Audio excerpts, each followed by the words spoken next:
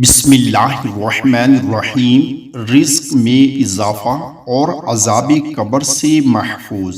حضرت علی رضی اللہ تعالی عنہ فرماتے ہیں کہ رسول اللہ صلی اللہ علیہ وآلہ وسلم نے فرمایا کہ جو شخص ہر روز 100 مرتبہ یہ کلمات پڑھے گا تو اس کی روزی میں برکت ہوگی، وہ عذاب قبر سے بچا رہے گا اور موت کے وقت اس کی روح کے جنت میں داخلہ کے لیے تمام دروازے کھل جائیں گے۔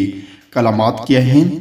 لا الہ الا اللہ الملک الحق المبین، محمد الرسول اللہ صادق الوعد الامین۔